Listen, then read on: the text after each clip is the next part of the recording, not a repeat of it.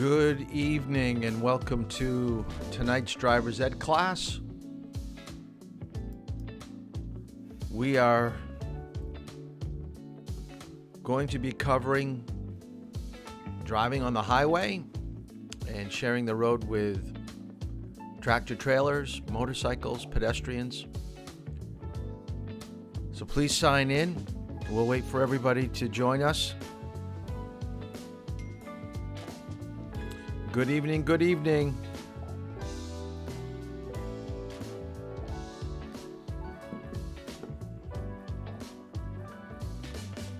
I hope everybody is watching the news. It's kind of sad what this country's going through right now, but it's historic. You can honestly say that your high school career will be memorable, not only living through COVID, dealing with online school, online driver's ed, but also what the country is going through politically. I hope this makes us stronger and not weaker. So I'll wait till I see just a few more people popping on, because we're just a little bit below what we need to really start going.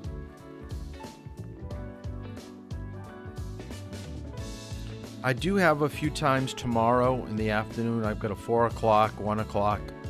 I don't know if anybody wants to drive tomorrow, but we can do that. Geez, we had more people on, and now I'm looking up here and we only got 7. Where is everybody? Remember, you've got to stay on. Come on, people.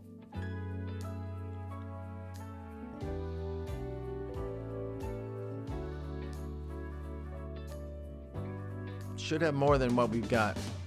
Gonna wait just a little bit longer.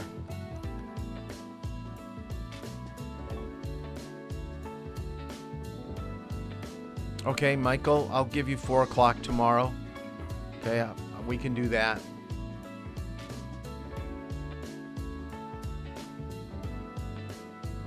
So just missing a few more people.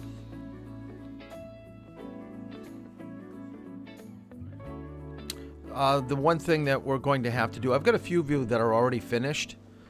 I think Friday, if you can text me and let me know if you do well on the final and you've done all your homework and everything, and you've sent me your parental observation form, I can get you your paperwork Friday or Saturday, because I got to get the textbooks back. I have a new class starting on Tuesday.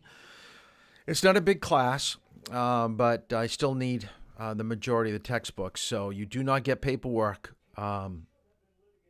You do not get paperwork unless I get the textbook back. I'm not going to hunt you down to get that textbook because it's happened in the past. So tonight's topic of highway driving, I usually save driving on the highway till our 7th or 8th time out. I kind of flip-flop between highway driving and backing into parking spots. I think those two things are one of the more difficult things that you can do in driving. And if you do choose to go to Dover Point, they will probably make you merge onto the highway, and there's a good chance they may make you back into a parking spot over near the mall. So that's why I save it near the end. And then, of course, your last 2 drive times with me is usually a review of everything that we've gone over. And I kind of give you an idea of how the state would grade you on the driving portion of your driving. I can't stress enough, because some people have been doing reviews with me on the last couple days.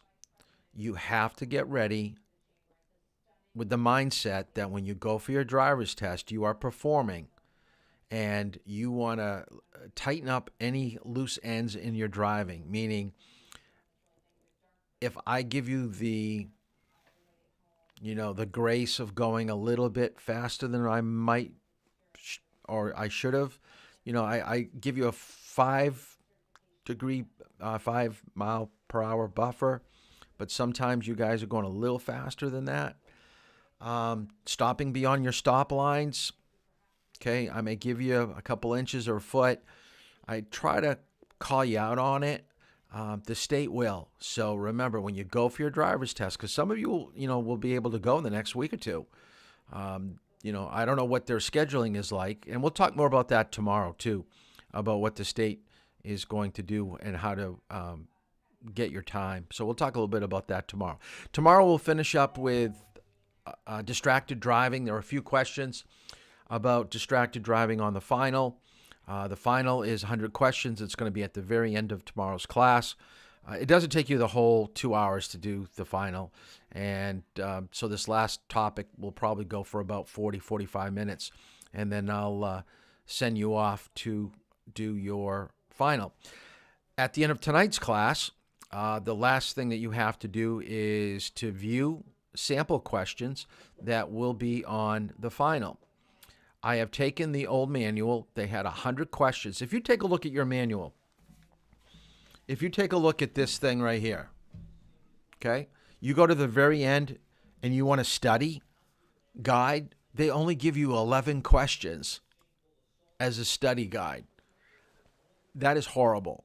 Okay, that is not going to prepare you.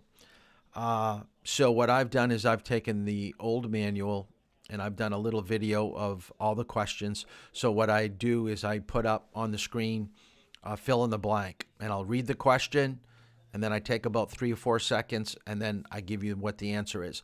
So what I'd like you to do at the end of tonight's class is to do it, or you could do it tomorrow, I guess, if you wanted to, but to play the YouTube video and freeze it before I give you the answer. And then on a piece of paper, I want you to write down what the answer is. Write down what you think the answer is. And then if it's wrong, put the corrected answer. And then kind of circle, I got question number 3 wrong. I got question 9 wrong, question 15. Then you could go back and restudy it. And then I want you to take a picture of your test sheet. So I see that you've done it. Basically, how many you got wrong, so I can have an idea of what to expect tomorrow when you do the final. So that is the review. I don't go tonight, page by page in the manual or from topic to topic that we've gone over. I've given you all these notes. All these videos are still online that if you wanted to go back and take a look at HTS or titling and registration, knowing your vehicle. We talked about inattention blindness, vision. We talked about driving emergencies within the last week or so. All this stuff is still available to you, so you can scrub through YouTube to kind of find maybe where you didn't quite understand all the information. But tonight's topic is driving on the highway. Now, what are the differences and what makes driving on the highway so difficult? Well, I think we basically know what makes it difficult is though there are a lot more cars, a lot more lanes, and they're going so fast. So unless you're comfortable with making lane changes and comfortable with going at 55, it's going to be a nervous situation for you. It'll be nerve-wracking. There are basically 5 ways that they describe superhighways. So I want you to write down interstate highways, toll roads, thoroughways, turnpikes, freeways. Okay, 1, 2, 3, 4, 5. Interstates, toll roads, thoroughways, turnpikes, freeways. Just different terminology from state to state. Really, they all mean the same thing, that you are going at least 50, 55 miles per hour. You have to merge on with traffic. There is not usually a traffic light to get you onto a highway, although it can. So you're going to have to blend to get on and blend to get off. And what really constitutes their differences is basically some you go extremely fast, 65, 70, 75, or 80. Some only have 2 lanes. Some have 3, 4, 5. You could maybe even see as much as 6 or 7, depending on where you are. The other thing that you have to understand is most interstate highways have a fee associated with using it. So when you get onto these roadways, if you don't have Easy Pass, you're going to have to pay out of pocket. And we'll talk more about that in a moment. So it's not a free ride. It gets you to where you want to go, but it's going to be costly. If you've ever driven to Florida and gone through New York City, going over the George Washington Bridge is expensive. Okay? I think it's like close to $20 one way. Can you imagine? I mean, you go back and forth into New York every day, that's $40 just to get to work. That's incredible. So why did we develop these roadways? Well, because we don't want to hold you up in traffic to get to work. They want you to get to where you're going a lot quicker, and they want you to get there safely. Even though they're at higher speeds, we can basically assume that if a crash was going to happen, because you're all going usually in the same direction, a crash on a highway normally isn't going to be fatal. Surprisingly, most fatalities are between 40 and 45 miles per hour. Yep. It's these secondary roads. So what is the real problem? The problem is that you have to think quicker and you have to react faster when you're going at those high speeds. So you can't be distracted. You can't not be paying attention, because any slight error, you're going to be leaving your lane, hitting another car, swiping them, maybe rolling over. You do need to know this for the final, so write down. This is a terminology that I want you to understand. These two top terms. Controlled access, limited access just means on-ramps and off-ramps. So don't be confused on a test, hint, hint, tomorrow, if you see one or the other. If it says limited access, it means it's an on-ramp. If you see controlled access, it means it's an on-ramp. Depending on where the test question came from, it could have came from the state, could have come from the textbook. It could be what I'm just using for terminology. I like using limited access. Interchange means that you have two highways at different levels. So it's an underpass and an overpass. If you take a look at that picture, you have multiple interchanges. You probably have at least, it looks like 4 roads that are going in different directions. So you could have Interstate 4, Interstate 18, State Route 36, State Route 92.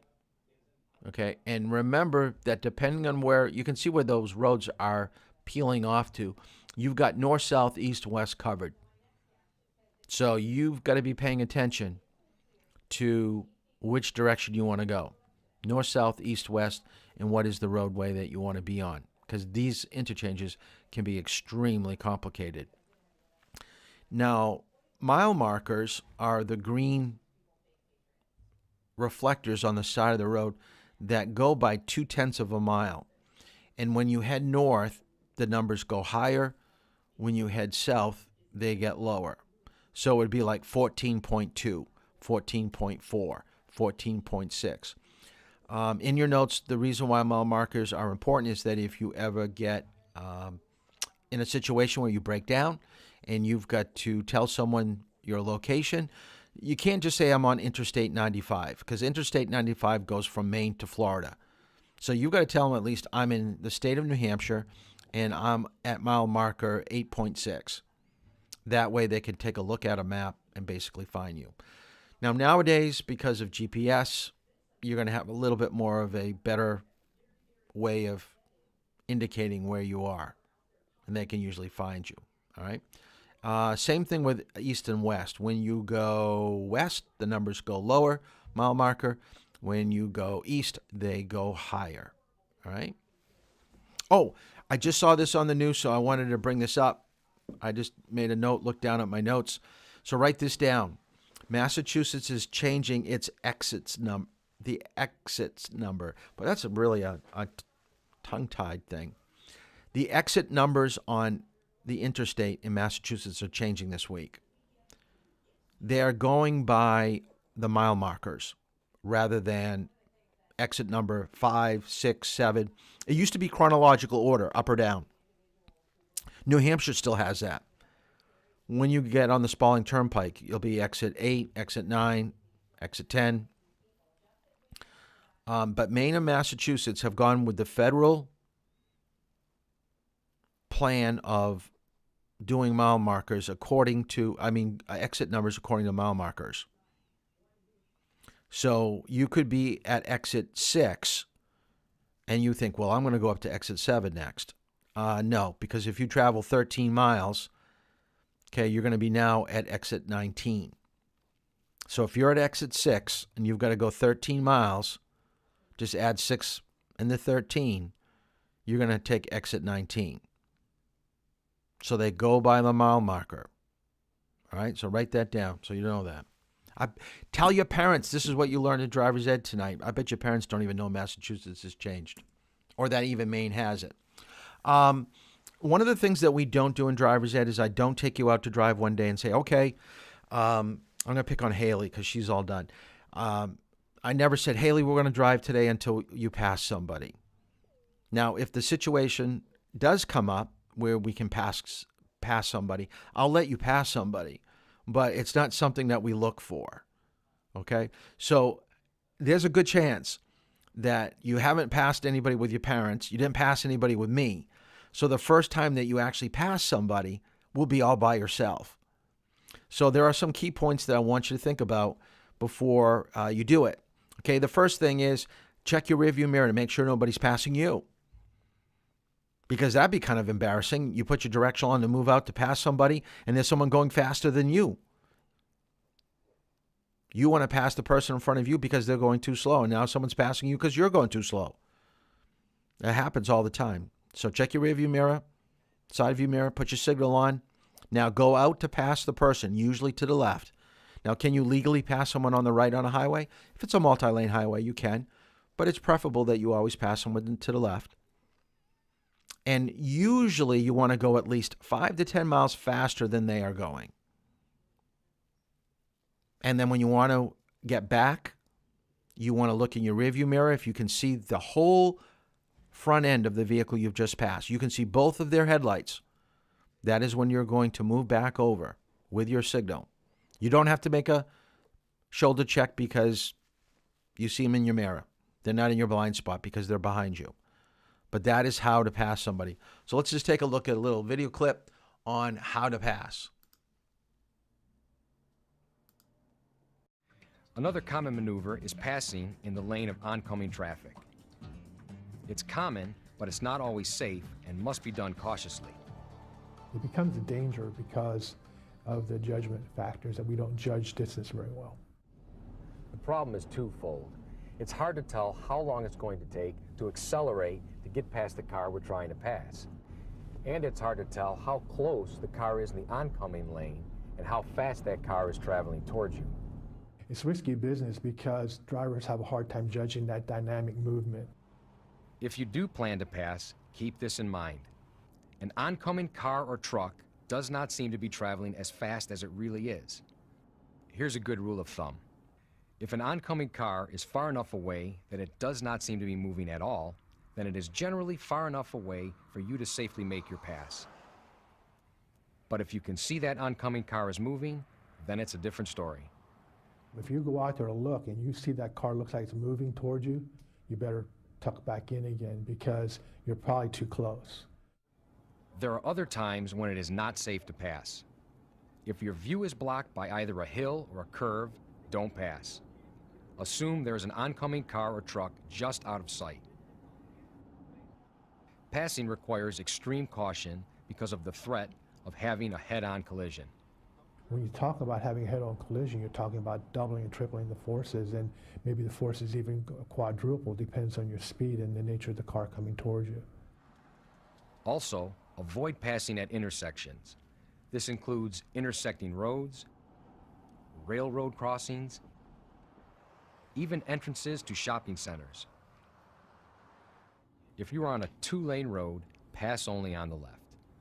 It is dangerous and usually illegal to pass on the right. The exception is when a car ahead of you signals to make a left turn. If the car in front of you is stopped to make a left-hand turn, never pass to his left. Instead, you may pass to his right on the shoulder. In any event, experts urge drivers to not take passing lightly. It's a common driving task that requires utmost caution. This is Jim Angelo.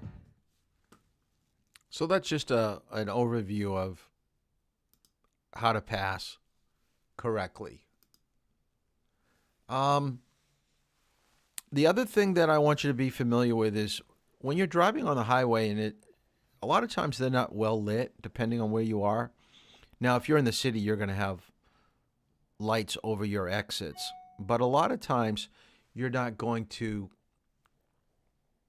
have any idea of where the roadway is going, especially in bad weather. So what I want you to write down is reflectors that are on the highway will match the color of the line that you're next to. So we know that on the left-hand side of the road, on the driver's side of the car, it will be a yellow line. So that's where the yellow reflectors will be. On the right side of the road, you're going to have the white edge line, or what we call the fog line. You're going to have white reflectors. So in bad weather, fog, snow, you're going to have to use maybe some of these reflectors to kind of guide you to when you're getting too close to the edges. If you get too close to the white reflectors, I want to just warn you that there are a couple other colors that you should be familiar with. Anytime there's an immovable object like a guardrail or a beginning of a bridge, the reflector will not be white anymore. It's going to be red. Red is an indicator that you should not go off the edge of the road at that point, because something that you hit will stop you immediately. It's immovable. At the end of the guardrail or at the end of the bridge, you're going to see the color green. So red and green are, synonymous in driving with stop and go. So that's kind of a good thing to know. Rumble strips can be on either side, right or left, to tell you that you're getting too close to those lines. They usually alert you to get back in your lane a little bit. So if you're losing your way because you can't see the painted lines, the rumble strips will be that friendly reminder. Easy Pass is what we use now to pay to go on toll roads, turnpikes. If you don't have an Easy Pass, you can still go through those areas, but they'll send you your bill in the mail from your registration address. You can go through the Easy Pass at extreme speeds, like highway speeds, if you are in the furthest left lane. If you're going to use Easy Pass and go through the toll booth in one of the middle lanes, I would advise you to go the speed that they have posted. Do not try to go super fast through those lanes, because if you do not have the position of your vehicle quite right, there's a good chance you're going to be rubbing up against some of those concrete barriers as you go through. So go slow. So there's a mile marker. There's your Easy Pass. There's your rumble strips. Those are all things that we just got done talking about, all to help you about driving on the highway. Easy Pass we already talked about. Toll roads I kind of talked about. They're pretty expensive. So just realize Easy Pass is like a debit card.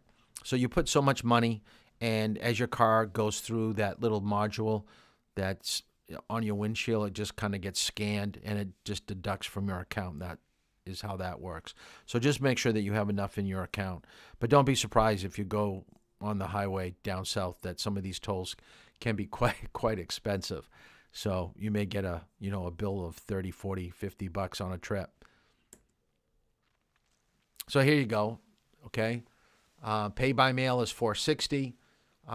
Good to go, which would be probably your Easy Pass would be $3. So you're saving a little bit of money, and that's per axle. So if you've got a trailer or something like that, it's going to cost you more. So be aware of that. Okay, here's the most difficult thing. So let's take some good notes on this. Know your ramp. Know where you want to get onto the roadway. There's nothing worse than being confused trying to get on a highway. It's going to make you anxious from the get-go. So understand that, remember, with interchanges like we have here in the picture, are you going east or west? Are you going north or south? Do not get confused with exit N or exit S. Okay, so 4N is 4 north, 4S, 4 south. So know which one that you want. Keep up your speed. when you're on your ramp, usually by the time you get to the yield sign, you should be going at least 40 miles per hour. And when you get to that yield sign, you're looking to your rear view mirror for information of how much traffic is back there. Are you going to have a place to merge into? Do not stop at the end of the ramp. Okay, what you want to do is you want to allow traffic, okay, write this down, hint, hint, hint, tomorrow. Allow traffic to make room for you. And they'll make room for you if you go highway speed. Nobody wants to let somebody that is going 35 miles per hour out in front of them. So if you're going 35 and you're at the end of the ramp, do not be surprised that no one's helping you out. If you're going 55, 60, and then you put your signal on, people will usually back off a little bit. They know that you're coming over, you're at the same speed they are. They're going to go, okay, you can go in front of me. So the technique that you want to use for on-ramps would be when you get to the yield sign, check your rearview mirror, pick up speed. Check your side view mirror, pick up speed. Look over your shoulder, pick up speed. At the very end of the ramp, use your directional.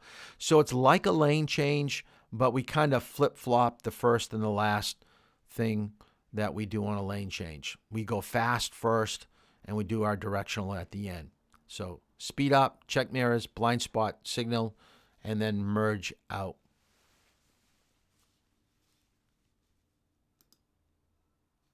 Okay, let's take a look at how to merge.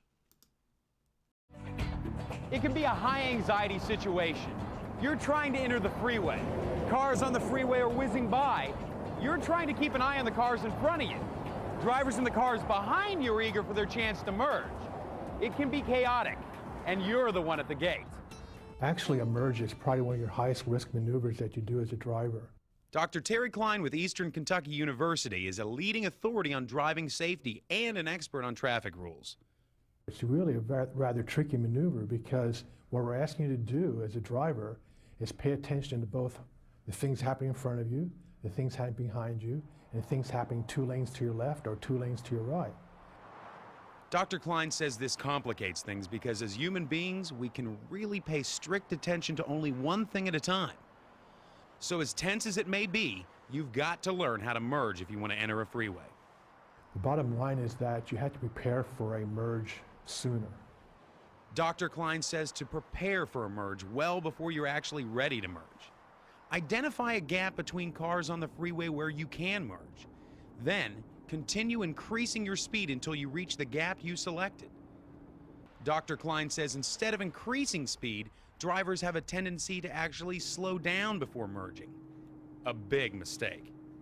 You have cars behind you coming up, they're trying to enter speed themselves, so you could cause a chain reaction type collision behind you as well. Dr. Klein says drivers tend to minimize the dangers in merging, and that there are actually more crashes that happen during merging than during passing. Once on the freeway, adjust your speed to keep a cushion of space around your car. The closer you get to a car around you, the more they drive you and the less you driving yourself. You become their puppet. They brake, you brake. They speed up, you speed up. They stop suddenly, you stop suddenly. Finally, once you've merged and adjusted your speed, you probably will change lanes at some point. Some quick pointers. Look around you for a large enough space to move into. Use your mirrors. Turn your head to look quickly to the side before changing lanes. Then make your lane change. Changing lanes, keeping space around your car, and merging. Each is a critical task in our driving experience. I honestly think making a merge onto the highway is one of the most difficult things to do, especially during rush hour. So in your notes, if you want to, make a little, star next to this. And this isn't for your test. This is just to help you out. If you have a choice to schedule your driving exam, I wouldn't do it at 8:15 till 9:30. I would stay away from the early morning drives because of merging, and then I'd be very careful of anything after 3 o'clock. So between 10 and 2, you're pretty safe. If you're going to go to Dover Point, where they will probably more than likely, like 90% of the time, take you up onto the highway, I think all of you could handle it. I mean, could you still do it at 8:30, 9 o'clock? Yeah, but traffic does get lighter after the early morning commute. And be careful about the late afternoon one too. So if you're just looking at putting things a little bit more in your favor, kind of tilting the odds more towards you having an easier test than a more difficult one, that's just something to think about. So I just wanted to let you know about that. Getting off the highway is the easiest thing. The biggest problem I find with all of you, and I will say all of you, when I say we're going to take the next exit, for those of you that have been on the highway with me, you almost always hit the brake way too early. Do not brake early. Know your ramp. Use your directionals at least 500 feet before you make your turn, but keep your speed till you get to the mouth, the opening. The opening of your ramp is called the mouth of the ramp. The ramp is at least 300 to 500 yards long. That's plenty of time to bring your speed from 55 down to a stop. And also know which way you want to go at the very end of the ramp. Do you want to go left or right? So you want to position your car when you get down to the very bottom. So let's talk about some key facts of how to drive well on the highway. Be alert. Those that are distracted will kind of lose their way and drift from left to right. Give yourself plenty of room when you pass somebody. Try not to squeeze into these real small openings to get by people. We call these people leap froggers. They go from car to car to car, trying to jump ahead to get to where they're going. Make sure you always have your 4-second following distance when you're on the highway. Always use turn signals to let people know that you're making a lane change or getting off the highway. Try to keep your speed steady with the flow of traffic as long as you're not going above that 5 mile above the speed limit. Then you're going to really stand out. You stand out when you leapfrog cars and when you're going, probably 10 miles over the speed limit. You're going to be a sure sign of someone that's going to probably get tickets. Best lane for you to drive in would probably be the middle. If you take a look at the picture, the car is in the third lane. That would be the lane that I would choose if I was to be driving on vacation. That's the lane I usually drive in. Just fast enough to keep up with the flow of traffic. I'm staying away from the passing lane to the left, and I don't have to worry about anybody merging onto that first lane. And if someone is merging on, and people want to let that person on, then they're moving into lane number 2. So lane number 3 right there is the one that I like to travel in. Don't drive if you're too tired. I guess that's a given when we talked about fatigue. Be careful what you follow, because there's always a chance it can fall off the vehicle in front of you. So here's a mattress that was not tied down correctly. And a lot of times you're going to see things start to, jump, kind of waver a little bit before they snap off the rope or whatever. So when you look, something looks kind of sketchy, I would back off, go at least, 7-8 seconds behind that person or change lanes, because you don't want something like this flying up in the air and actually hitting you. Following distance, and this is a little clip that an insurance company provided. And they don't use the time frame that we want you to use in New Hampshire. We want you to use 4 seconds. In this clip, they go with the old 3 seconds. Timing is everything. And when you're on the highway, so every you're going second counts. See, they use the 3 second rule. think We use the stopping in 4 terms of second rule now, space. but everything else But stays what really the same. matters is The way time. that they're applying It takes about 1.5 seconds to notice a potential risk in front of you, and another 1.5 seconds to react, hit the brakes, and slow down. So you want to give yourself at least 3 seconds between the car in front of you and your vehicle. I would say that To would probably measure, be the wait bare for the car minimum, ahead of you but to pass a set object. the 4 second is Tree, what they're going to look road sign, for on light your pole, driving test. Any clear marker will do. After it passes, start counting. 1001, 1002, 1003. If you reach that same object before you reach 3, you're too close. Of course, this 3 second baseline is right for a car in normal driving conditions. Driving in bad weather, add 1 more second. Driving an SUV, add another second. If you're driving a commercial vehicle, it's gotta be at least 6 seconds. So don't forget the 3 second rule. And don't forget to share the safety with your friends and family. The other thing that we're going to talk about a little bit later is the no zone. See if this works. Let's go back to no zones. Okay, a no zone is a blind spot. So write down no zone equals blind spot. So a blind spot is an area that you can't see where someone is passing you. All right, they're passing beyond you. So that's why you got to check over your shoulder. What the no zone basically means is do not stay in the blind spot and travel. Okay, a no zone means you're not staying there to continue on down the roadway. So no driving in that area. You can pass through it, but you're not staying in it. So let's take a look at no zone. There are hundreds of thousands of truck accidents every year. Driving a vehicle this size, that's a tough job. Imagine trying to stop 80,000 pounds going 55 miles an hour. That tempting space trucks leave in front of them, well, it's there because they need it. When you cut in front of a truck, you're taking that buffer room away, which leaves them no space to stop, which is a really bad idea. Driving too closely behind a truck isn't safe either. A tractor trailer blocks a huge part of your view, making it hard to see what's up ahead. If they have to stop, your only warning is their brake lights, and sometimes that's just not enough.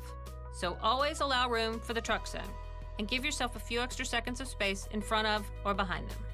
Remember the truck zone when you're on the road, and don't forget to share the safety with your friends and family.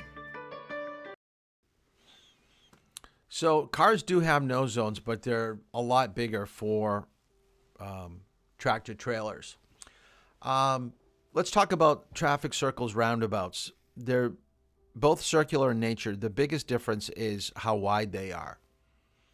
Okay, so most roundabouts are very small. Traffic circles are a little bit bigger. Like the Portsmouth traffic circle is bigger than the Lee rotary or roundabout. All right. Notice that the wider or the bigger that they are, as in a circle, the more likely you're going to have multiple lanes.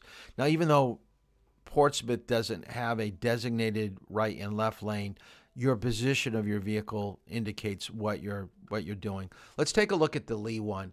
And I couldn't get the audio to this, so I only have the video, but I'll speak over it. So here's an overview of the Lee circle. So you've got a right lane and a left lane. If you're going to go at least halfway around, the first exit or the second, you can use the right lane. If you use the left lane, you can use the second, third, or do a 360. Now, as I said, we are replacing major intersections with roundabouts because there's a constant movement of vehicles. So you're going to get a higher volume of traffic through these areas. So when it's a traffic signal, you're going to be waiting longer than you would be waiting at the yield sign here. I wish I had a pointer so you could actually see what I'm pointing at. But there are 4 yield signs. So as you approach, you should be going slow enough to see where you're opening to merge into. So there's the crash conflict point where the blue car, dark blue, was going to crash with someone already in the circle. So as you're approaching, the yield sign is yours. People in the roundabout here have the right of way. So he's going halfway around. Now he should be signaling to get out. He can no longer go any further.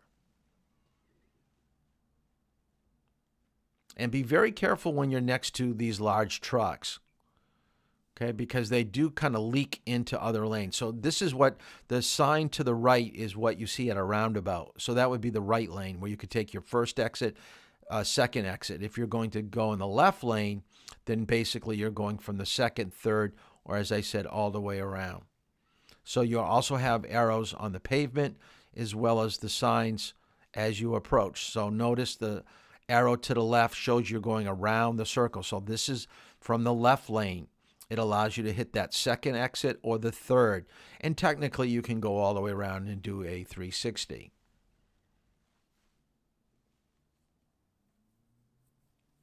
So you can see a couple large trucks. Things are getting kind of tied up. They're slowing down because people aren't merging correctly. Okay, he can't maneuver around the roundabout well enough, so he holds up traffic. And once again, depending on the time of day, sometimes it's really easy, sometimes it's difficult. But when you're next to one of these big trucks, it gets really, really tight. I would say stay behind. Never get beside. So if you know you're coming in at the same time as a large truck, I would just wait. I would wait. So that is the Lee Circle. And I do take everybody to the Lee Circle. So you all will be going to the Lee Circle with me. The other thing I want to touch on, and this is not in the state manual, I don't know if it's even in the textbook. I included this because we live so close to Boston. I think at some time in your next couple years, once you've got a couple months under your belt or a year under your belt, your parents will probably feel comfortable enough to let you drive to Boston. And if you do, you're going to encounter what we're talking about. You're going to be on the highway, so a lot of the stuff. But there will be tunnels. Okay, we do have tunnels in our major cities. So what makes them a little bit different? Well, for one thing, it's going to be very dark. Okay, there is no light. They do have, lights overhead, but it still is a little bit darker than what you're probably accustomed to. So if you're wearing sunglasses on a bright sunny day, I would take them off the minute you know you're going to be going underneath the tunnel, because it's a kind of a different fluorescent yellow hue to what is going on. Always have your headlights on so people can see you in your mirrors. And in some tunnels, because they're so long, you will be getting off on an exit. Yes, you'll be leaving in the middle of the tunnel to go somewhere else. They have you going to another part of the tunnel to get out, to get to another roadway. So know your exit. Do not get caught in the wrong lane. Use your side mirrors more, because you're going to have to make lane changes. You have to know people, because we said don't travel in the no zone. Well, when you're on the highway going through a tunnel, it's heavy traffic. People are going to be lingering in those areas. So you want to know who's next to you. So watch your speed, how fast you go. Make sure that you've got good following distance, and you should be okay. I was driving to visit my daughter in Massachusetts. My wife was driving at the time. So I actually took my phone out and I did this video of being in a tunnel. So let's take a look. Let's take a look at what a tunnel looks like.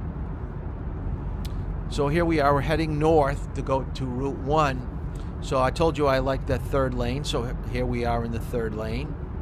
Okay. We just went by an exit. So you can see the green signs. You have guidance signs in the tunnel.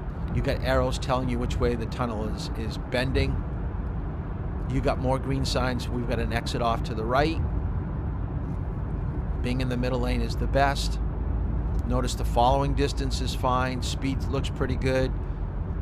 Position's okay. If I had a picture of what we were doing looking in the rearview mirror, you would see basically how close people would be behind us. So really this is a good position, and this was an easy day through the tunnel. It does get a little bit more complicated depending on the time of day. Now, I got one last thing I want to show you about the highway, and I want you to pay attention. Let's see if I can get out of here. Okay, pay attention when approaching a toll booth, because you never know when someone is looking down to find money, when someone's looking at their phone and texting, or maybe even falling asleep.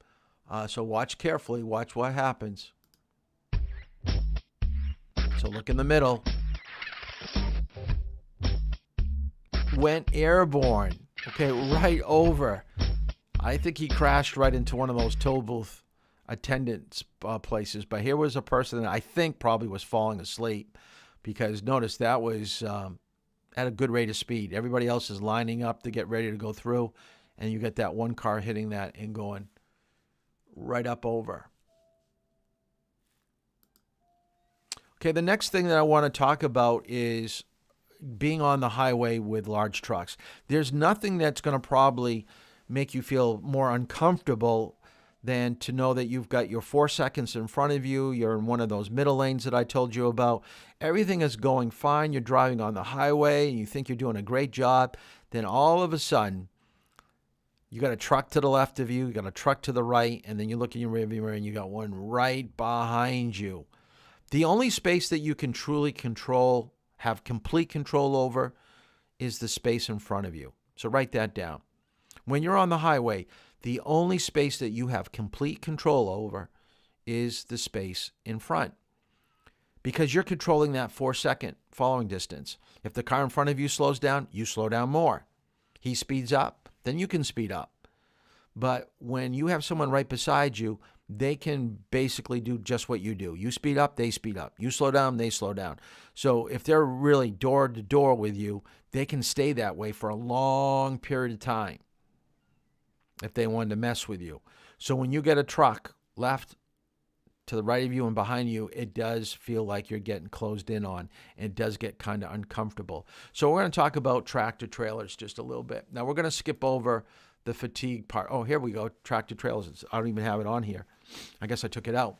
So know the characteristics of trucks. And I'm going to show you a video that kind of goes over some of those special characteristics. One of them that we've talked about already is display stop lines at intersections. If you take a look to the left of you at a traffic light, if you're going straight, the lane to the left of you usually is back 15 to 20 feet to allow trucks that are making wide turns in a city. That is very common. So we've already seen in the drive that we've done, when we've done our lane changes in Durham, we've gone by that display stop line at least a couple times. So you've seen it. So whether you remember it, you might not, but you should. That is for large trucks making wide turns. Understand, they're heavy, they're long. It takes them, they can't move like you do. It takes them a lot longer to pull away from a traffic light, from a stop sign. It takes them longer to stop, sometimes 3 times the distance that a car needs to stop. And we talked about the display stop lines. And we talked about the rest of these things. So let's just take a look. This was provided by a tractor trailer company. They provided this as a service for driver's ed of how to handle dealing with large trucks.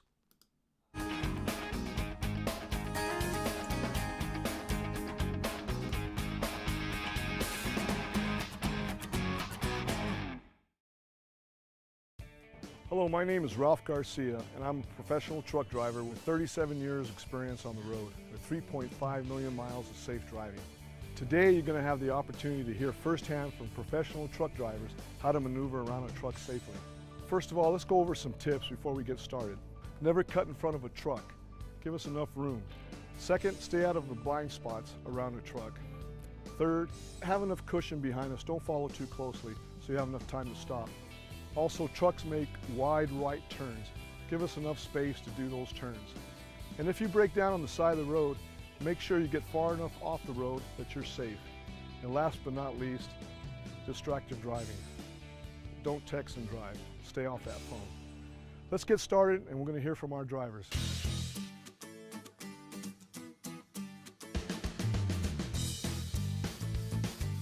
Hey, I'm Alan Boyd. I've been driving trucks professionally for 35 years. I know I don't look that old, right? Scratch that, don't answer. What I've learned is the right side of this truck is the largest blind spot we have. This blind spot can actually go over 3 lanes wide. I can lose a whole tractor and trailer. So it's very important when you get in this position to get yourself out as quickly as you can. Did you know that 35% of all car-truck related accidents, the car is in the truck driver's blind spot? Well, it's true. And how do you know that you're in the blind spot? In this position, it's very important to make sure you can see that driver's smiling face in the mirror. If you can't see that truck driver's smiling face in the mirror, he can't see you. Remember, when that truck moves over to the left lane to let you off a ramp, that brings you out into this position, and that's okay. Make sure you slow down a little bit, allow the truck time to get back in front of you. That allows everybody to pass on the left where it's a lot safer. Remember to make good decisions when you drive.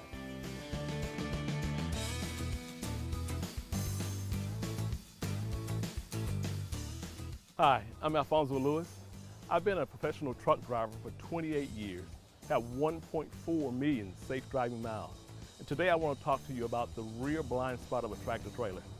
First of all, I want to tell you where I do not want you. I don't want you tailgating me. You know why? If I make a sudden stop, guess where you may end up? It's right here. I don't want you there. One other thing, I'm a big guy, and I drive a pretty big truck. If there's an object in the road, I can straddle it. And if I straddle it and it comes out and you don't see it, you will not have time to react. Think about that object as an alligator. You don't want the alligator to bite you. So I want you 20 car lengths behind me where I can see you. If you can see my mirror, you're in a safe spot where I can see you and you can see me. And that's where I want you at.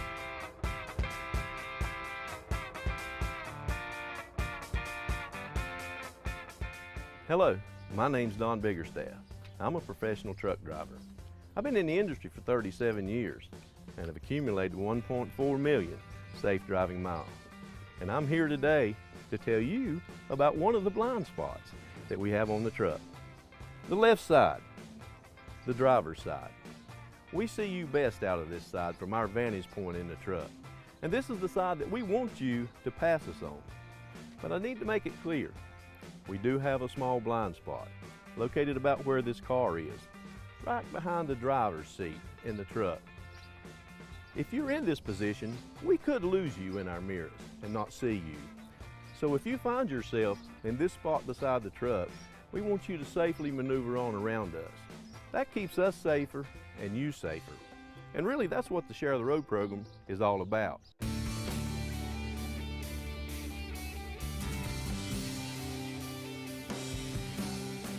This is the front end of the truck.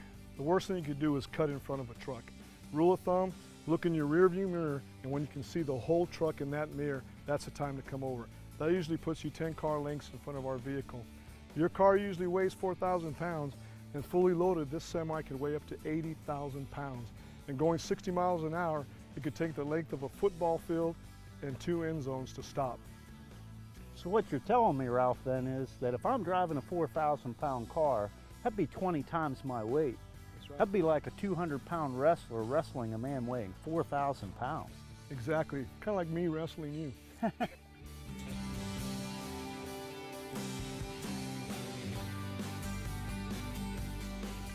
As a professional driver, I use every means possible to see out of my vehicle. Of course, I don't have the luxury of looking in a rearview mirror like you do in a car, or throwing my arm over the seat and looking at the back windshield. I have to use the tools that's been given me, my windshields and my mirrors, to see what I need to see. That's why this front windshield is so important. It's like my big screen television. It allows me to see what's going on out in front of me. 2 other important tools that I have are my mirrors on each side, outside of the truck. I have my right mirror, which allows me to see a narrow path down the right side of my trailer. However, not 2, 3, and 4 lanes over. The mirror on my left-hand side, with head movement, I can see better out of that one, which is the side we want you to pass us on. No matter what I'm doing, I have to focus on my driving. And that's what we want you to do. If we all stay focused on the highway, it'll be a much safer place for all of us.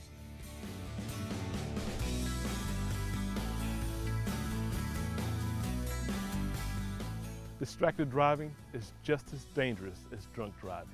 Distractions in your car could be eating, drinking, could be talking to someone, and most common ones are on your phone or texting. Did you know if you travel 60 miles per hour for 6 seconds distracted, that you have actually went the length of a football field? What we want you to do is concentrate on your job, and that's driving.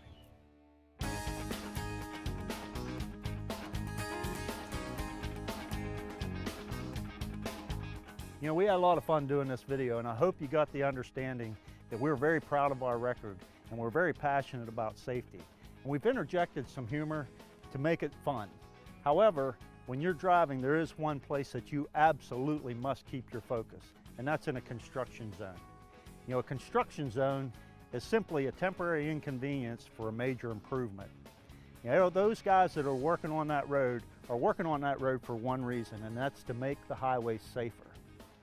There's a couple things you need to remember when you're going into a construction zone. Number one, always obey the speed limit. That speed limit is set in place for everybody's safety. Also, the solid white lines are there so that nobody crosses that solid white line. It's very important never to tailgate, and especially not in a construction zone. Because in construction zones, things happen quickly. And the last thing you want is to run into the back of somebody because something happened in front of them. Remember, every one of those construction workers are mothers, fathers, brothers, sisters, and they all want the same thing that you and I do. And no matter who you are, whether you drive a truck, drive a car, or work in that construction zone, everybody's goal is to make the most important trip, the trip home, safely.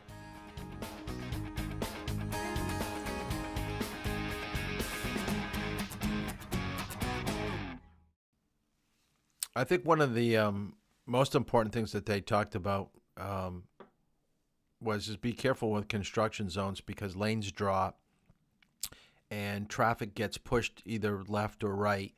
And because these trucks are so large, you don't see well. So be very careful when you have a lane restriction here next to these trucks, because it can be kind of surprising when they start coming over towards you and you don't know why, because they see something that you don't. But I thought they did a pretty good job, kind of, humorous in their perspective of dealing with the characteristics of trucks. So don't stay any longer than you need to in those areas. That means you're not supposed to be driving there. Try not to be directly in front of a truck in case you have to stop real quick. They may not be able to stop like you do. So move to the left, move to the right if they're behind you. And stay back to 4 seconds. This was before the state changed it from 3 to 4. Motorcycles, and I forgot to download the video on lane splitting.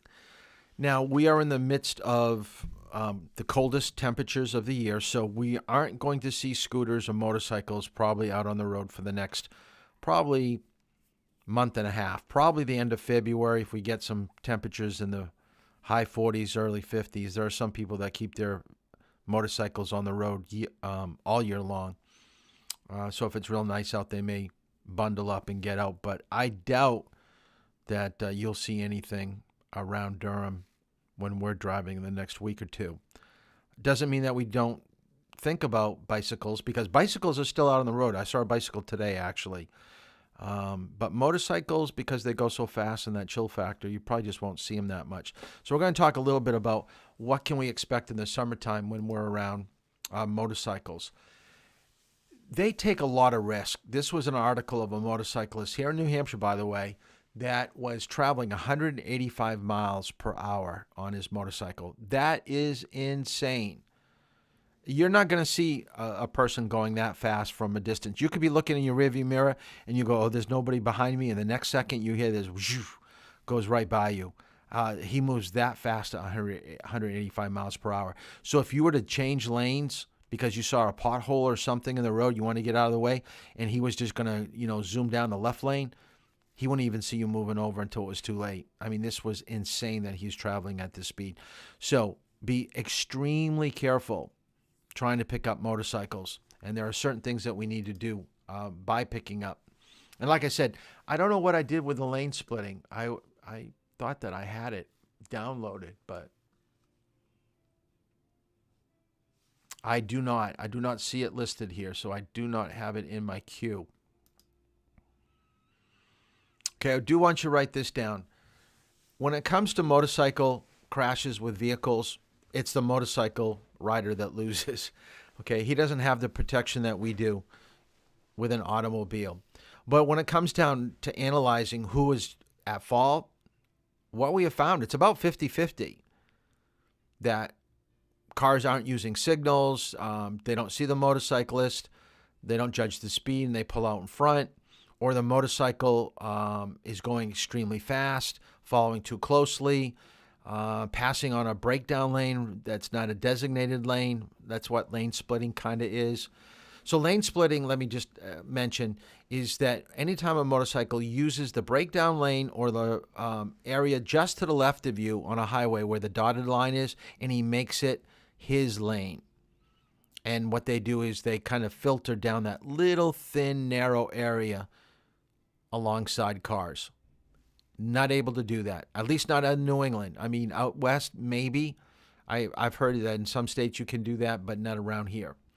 Motorcycles have to be in the lane just like an automobile.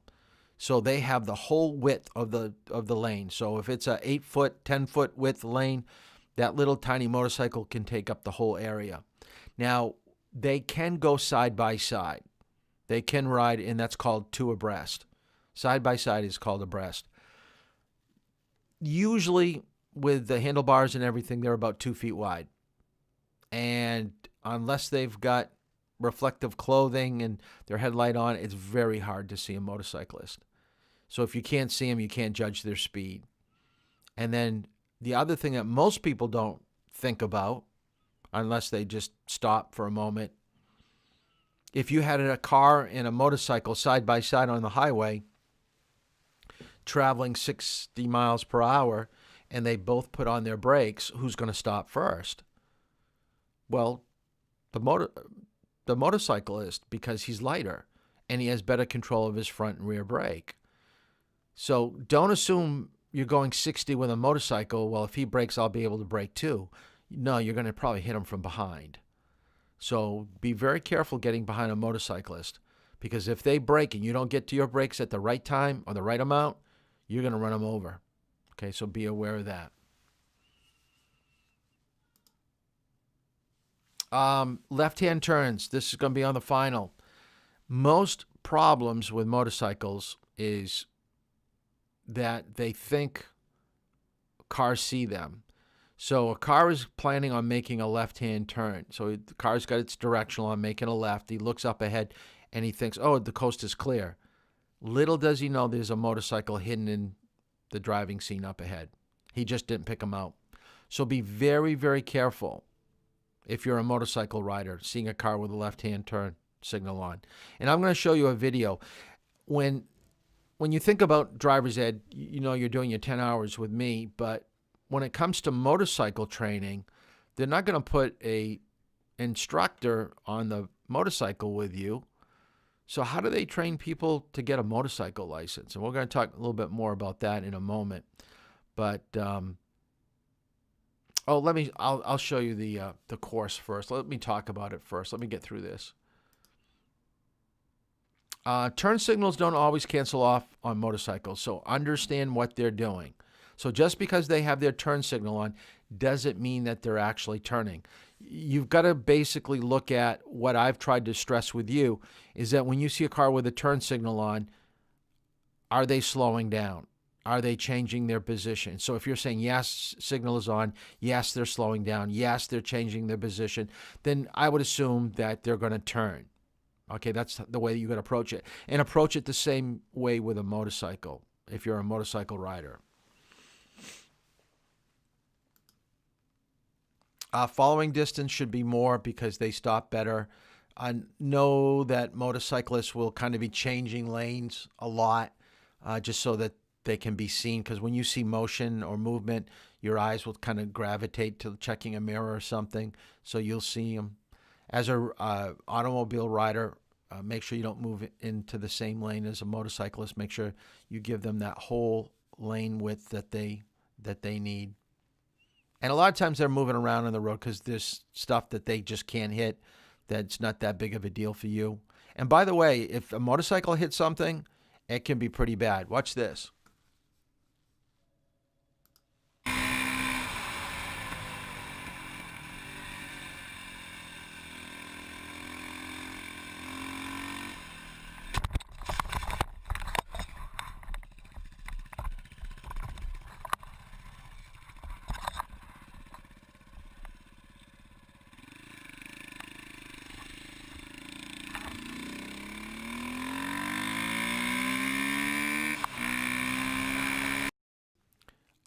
What just happened? I mean, that's crazy. I mean, from the time that he got hit and was put down on the ground, he was up in 3 seconds. It's amazing that he wasn't hurt on the motorcycle and that the deer just got up and ran away. The other thing that I thought was kind of odd about the video, and I know a lot of people that ride bicycles or have motorcycles, they put these cams on so they get to see, if anything happens like this. So that's why we have this stuff on video. But the question I have when I started to watch the video is, why is he riding his bike on the wrong side of the road?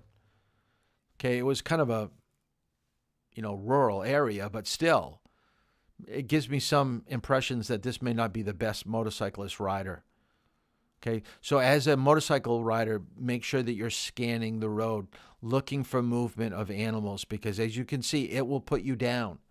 And if you don't have a helmet, if you don't have leathers on, you're going to get injured. You're going to get hurt. So be very careful. I don't know if anybody wants to get a motorcycle in class here. Is there anybody here? I mean, put in the comments on YouTube if you want to get a motorcycle license.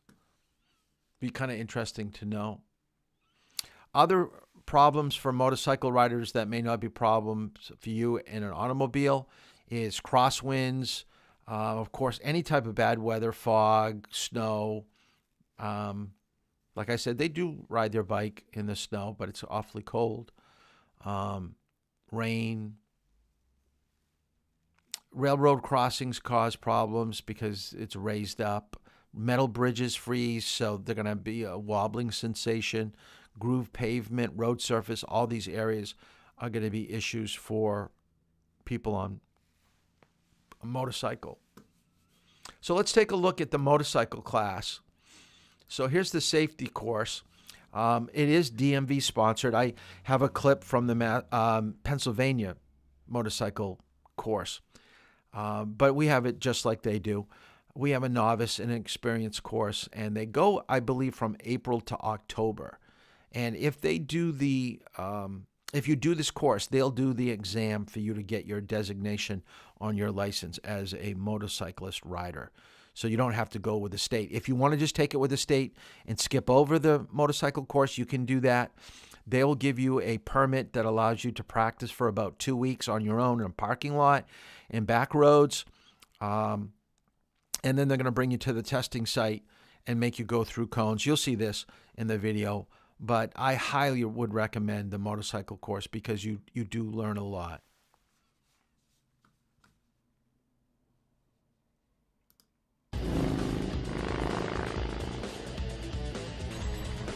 We really had fun taking the class. It was something that my husband and I did together, which made it even more special.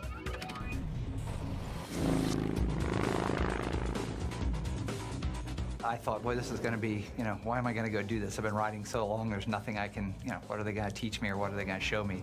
And I was very shocked when I actually took it, and I learned quite a bit from that. We got the club together and filled up a class, and, in varying level of experience from people who've been riding, 30 and 40 years.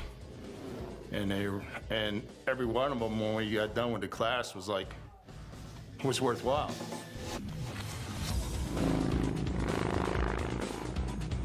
For my family, the very first step of getting into motorcycling was signing up for the motorcycle safety course.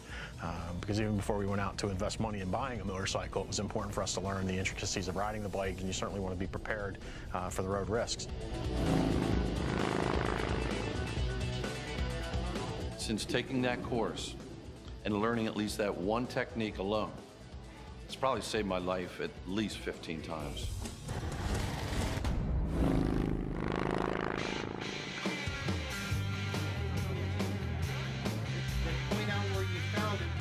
I think that there's just as much value in the classroom as there was as physically being on the bike.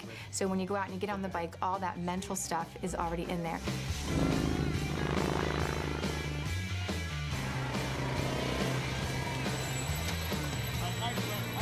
The instructors were very friendly, and they didn't make you feel uncomfortable or weird that you hadn't ridden before. They just eased you right into it.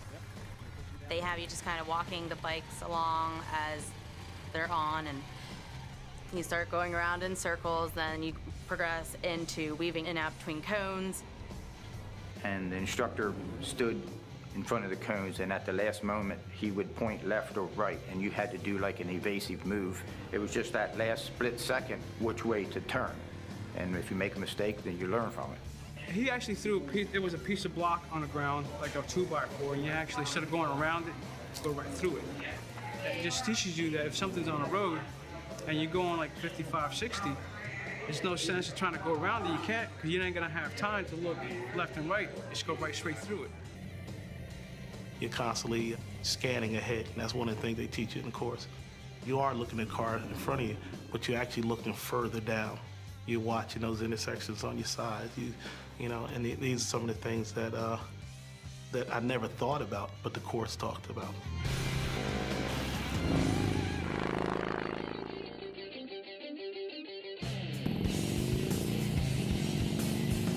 And all of a sudden, I start pulling around the curve, and another guy comes straight over. And if I would not have been aware, and again, this came from the course of being aware of everything that's happening around you, and I was able to stop. But if I'd have kept going, I would probably be a wood ornament at this point. The maneuvering technique I did learn from the course did help me last year with the accident that I was in, that someone pulled out in front of me. And I was able to maneuver the bike to get around mostly, but the bike did clip the bumper a little bit. But still, I was able to get out unscratched and still walk away. We were going through a small town, going 30 miles an hour, put my signal on to slow down, to stop, and the bike behind me slammed into me. The first thing I felt was this jerk, and then I heard the instructor's voice saying, hold on, keep the front tires straight, slowly apply your brakes, both the front and the rear brakes slowly, and bring the bike to a slow stop. And that's exactly what happened. You think you know about bikes, but you do not know about bikes until you take the safety course. You do not know about all the different things that can come at you. You don't pay attention to that when you're just riding without the knowledge. So it can definitely save your life. It's a lifetime lesson that costs nothing.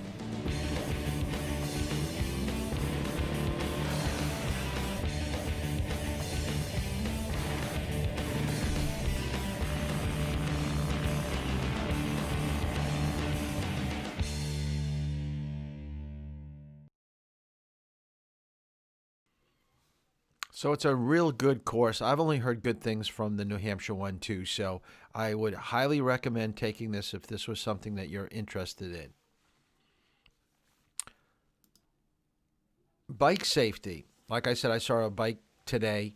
Some of these points right here are new to the state manual, so I want you to highlight them or write them in your notes.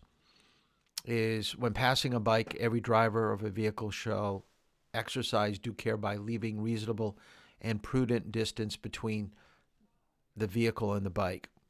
So what is a prudent distance? This is what you need to know. Okay, so write this down. Minimum 3 feet, and that's in-town speed of like 30 miles per hour. So even 25, I'd say 3 feet. So 3 feet to start off with. But when you get to speeds around 40, 50, you've got to give an additional foot for every 10 miles per hour. My philosophy is more is better. Okay, so you want to give them as much possible room as you possibly can. Now, here's something that's key. If you find you're coming around a corner or over a hill and there's a bike right on the white edge line, on that fog line, wait till traffic has gone by you. That's going to allow you to go over the yellow line to give the bicyclist that 3, 4, 5 feet that you should. Now, sometimes you're not going to have that luxury to wait. You're just on top of the bike and a car's coming and you weren't anticipating it. What you need to do is make sure that you give equal distance to both. Try to miss the bike by 3 or 4 feet. Try to miss the car by 3 or 4 feet. It's going to be a tight squeeze.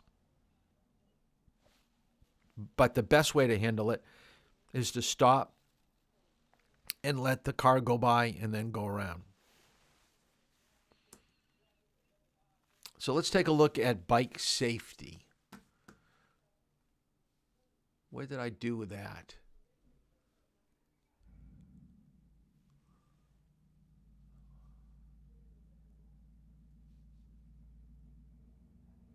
I don't know if I even put a bike safety in. We really had fun taking the class. It was something that my Well, it didn't get loaded in, so we don't have bike safety.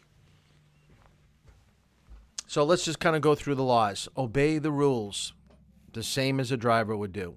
So they have to stop at stop signs. They have to stop at traffic lights. They should signal their turns and stop. But most bicyclists, we know, if they see there's no cars coming, they don't wait for red lights. It was always baffling to me. Why would you allow a bike to go through an intersection on a red light? They have no protection at all.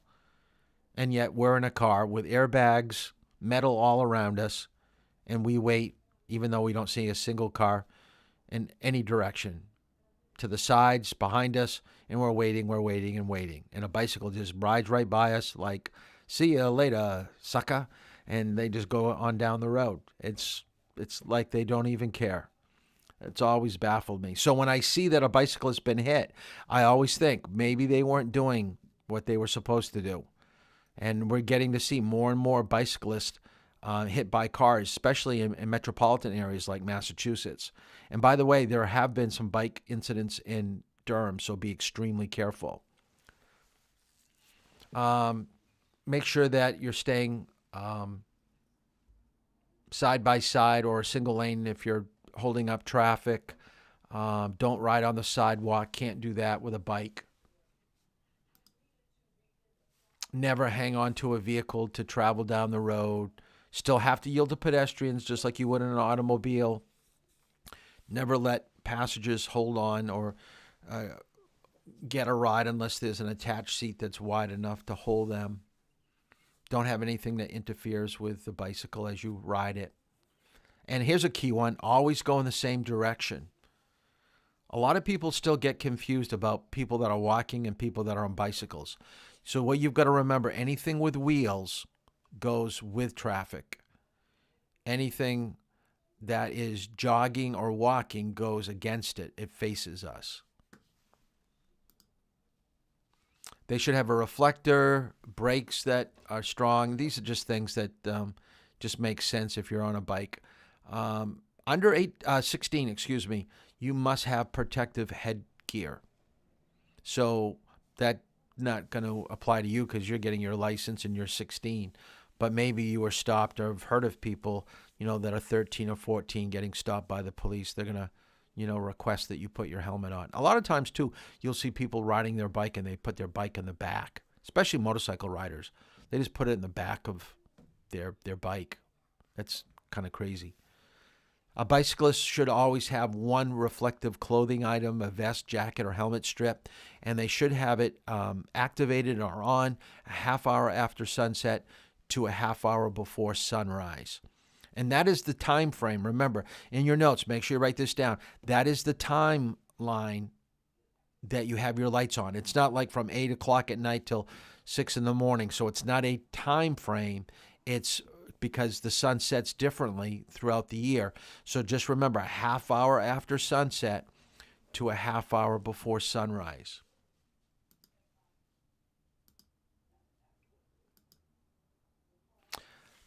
Pedestrian traffic is a big concern, especially in a college town. We find that vehicle-pedestrian collisions account for nearly 20% of all traffic deaths here in New Hampshire. So people are either going too fast and don't see the pedestrians, or maybe the pedestrians are at fault where they're distracted by being on their phone and they're walking out into traffic, assuming cars see them, and then they're getting hit.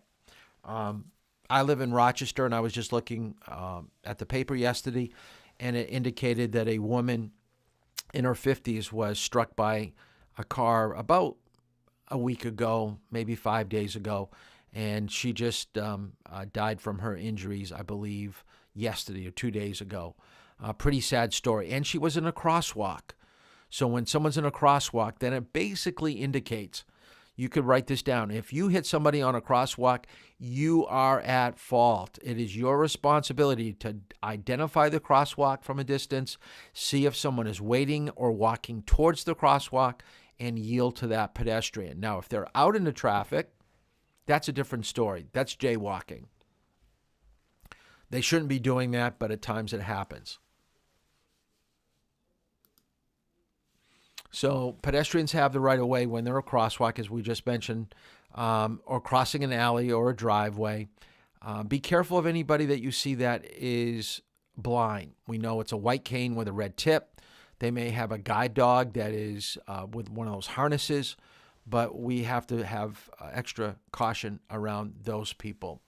And the law requires us to come to a complete stop for those blind people.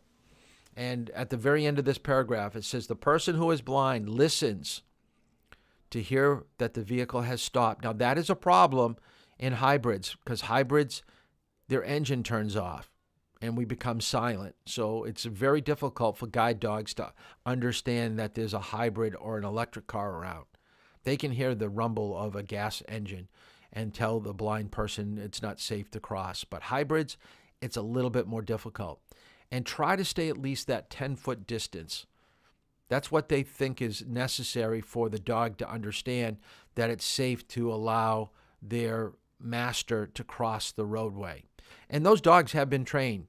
They know the distance. They know that a car is nearby. And they're actually moving or not moving their master towards the roadway or away from the roadway. It's remarkable. I've actually seen a blind person bring their guide dog to a driver's ed conference, and we went outside, and I was just totally amazed by that dog. It was the coolest thing.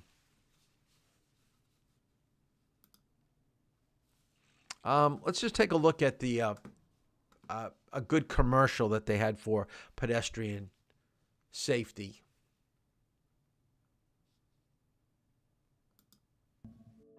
Hi, I'm Michelle Yeoh.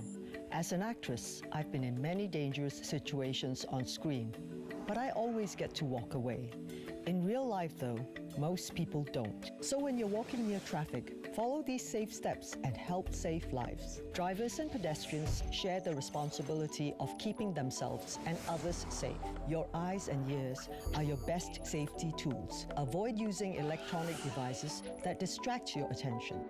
Stay on sidewalks. If there is no footpath, walk on the edge of the road facing oncoming traffic. At a road crossing, stop, look both ways, listen, and then cross. We all have a role in road safety. Follow these safe steps and play your part. For more road safety advice, visit safesteps.com. The biggest thing that I can say to you is that you've got to look at the person that is the pedestrian, and you've got to assess by their walk, their gait. Are they going to continue on without stopping?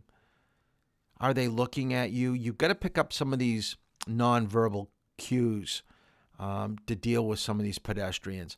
And being a college town, headphones are a big deal, as they just said on that little clip. Because people just don't hear you. They're in another world. It's amazing how many people trust that cars will do the right thing. I forgot who I was driving with today. We were driving with someone today, and there were 3 guys walking near Sammy's Market, and they never stopped. They walked right out in front of us. They never looked over their shoulder. And I told the driver, I said, you know what? If we ran those 3 guys down, they would never be able to tell the police what color the car was that hit them because they didn't see us. That's amazing that you're not looking at the person that is coming towards you and judging the speed of the car to see if they're actually doing the right thing. I just thought that was... The other thing, too, as a car driver, you could be the one distracted. Now, I've been picking on pedestrians not paying attention. How about you as a driver? You're going so slow in town, you think, oh, I'm barely moving. I can look at my phone. I can look at my radio. And then all of a sudden, there are people in front of you. Here's another clip, deals with high school kids, actually, about not paying attention to pedestrians. I kind of like this commercial, too.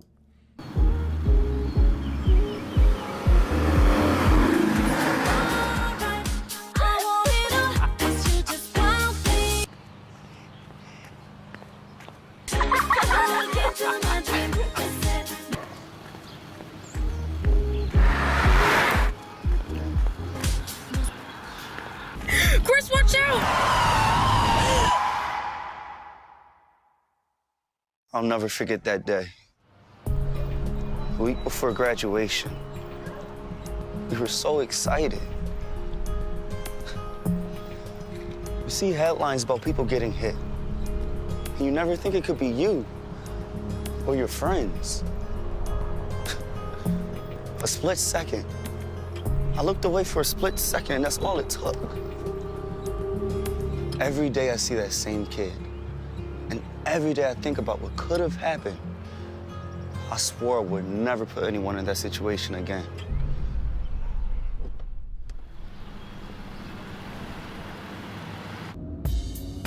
It wasn't so long ago I was walking to school. I made mistakes then too, but now that I'm driving a few tons of steel, I owe it to those children to be cautious, to know the law, and drive defensively. After all, I'm still a pedestrian too. When I'm walking to my car or across campus, you never know what you're getting into. But you can look for clues that pedestrians may be present. Crosswalks, pedestrian crossing signs, intersections, or someone simply standing at the curb.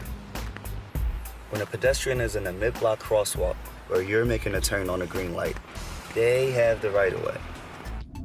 Also, pedestrians have the right of way at unmarked crosswalks, where a sidewalk ends at a street with no traffic signals. Think of the sidewalk as extending into the roadway. You can't always predict what other drivers are going to do either. I've had people go around me when I stop for someone in the crosswalk. These days, I don't just stop. I keep my eyes open for kids darting into traffic, coming from all different angles. You never know. Kids can be unpredictable, so expect the unexpected. Like here. Kids cross here all the time. They can't see me, and I can't see them. That's why I go extra slow. I used to think it was cool to goof off when I was driving. I thought I was a good driver, even though I thought it was okay to use my phone or text or make a quick call. But that was before I realized how easy it is to hit someone, maybe kill someone. I don't want that hanging over my head for the rest of my life. I've got other things to worry about now, like college, and finding a parking spot.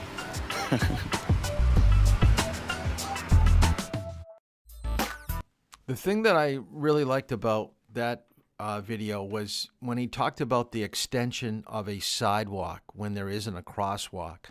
So you've got to imagine that extension like they said in the video. So if they're getting to the end of their sidewalk and they're going across the street, it really is like a crosswalk. You should be yielding to them at that point. So be extra cautious. In Dover especially, they've done a real good job of marking where their crosswalks are with those yellow neon signs with arrows pointing down. Durham has a few of them, especially up near the field house, things like that. But you got to keep your eyes peeled. Look for crosswalks. And always look to the left more than you look to the right. I find more students have problems with picking up pedestrians waiting or moving from the left than they do to the right. For whatever, you're not moving your eyes, or maybe the post, the A-post that's just off to the left of you, it's blinding you to seeing the pedestrian. So make sure that you see that.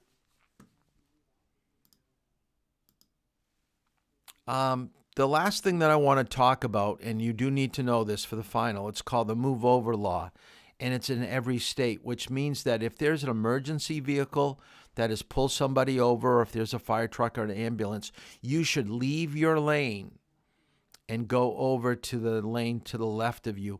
So leave your lane, vacate it. Don't get too close to these emergency vehicles because they can pull you over and give you a ticket. Now, this is going to show you a police officer being struck by a car, so you may not want to see this. Every year, thousands of So watch, he's talking to the person. There, he just got hit. Passing vehicles on our nation's roads and highways. These tragedies don't have to happen. Whenever an emergency vehicle has its lights on, move over away from the emergency vehicle. If you can't change lanes because of traffic, or if you're traveling on a 2-lane road, slow down at least 20 miles per hour below the posted speed limit. Help protect the officers who protect you. Please move over, and if you can't, then slow down. It's the law. So that's the law, and it's in every single state. So as we just saw in the video, Reduce your speed by at least 20. Try to get to the other lane. If there's anybody giving you directions, you should be obeying that authorized person that's telling you what to do. Get out of your lane, so that means vacate it wholly or partially. So go over as far as you can to give those emergency vehicles room to operate and to move. That's what you want to do. And that is the move over law. All right. Boy, right where I wanted to end. So what I'm going to do is to put the review questions on the remote Facebook page. If you need a link and you want to do it on your phone, just text me and I'll try to send you the link. Now, remember, the way I want you to do it is you're watching a video and you're pausing it when the question is asked. You're trying to write down what you think the answer is, and then I will give you the answer. So each question, I give you probably 3 seconds, and then I give you the answer. And you can review this as much as you want. If you do really well of memorizing and knowing most of these questions that I'm giving you, some of them are going to be a repeat or pretty close to what is on the review on tomorrow's final. It's not everything, so go through your notes, go through the manual, highlight things, or hopefully you have been when you've been reading. Textbook, I wouldn't say that you'd have to go through and read it again. But go through your notes, do this sample test that I'm going to give you in a moment, and you should do okay for tomorrow. So tomorrow we're going to start off with distracted driving, and then I will release you and we'll do the final. It's all multiple choice. It's going to be 100 questions. I think I'm looking for at least a 75 or better on the final. If you don't do well, then you're going to have to do a retake at some point, and it will not be on Friday or Saturday. It will be sometime next week. You're going to have to wait the weekend for you to restudy and get better at the information. Some of you are still missing homework. I will not give you your papers until that's done. Also, you've got to have that parental observation form signed and given back to me before I give you your green certificate. And I'll be collecting the textbooks. Bring them tomorrow. If you're driving, bring them when you drive. All right? And Maeve, if you're still on, I will pick you up at home tomorrow. So text me that you just got that message. I will pick you up because I'm coming to Durham, and I believe I go right by your street. So there's no sense for you to be traveling to school because I'll probably be right behind you or you'll be right behind me. So text me and let me know that you just got this message.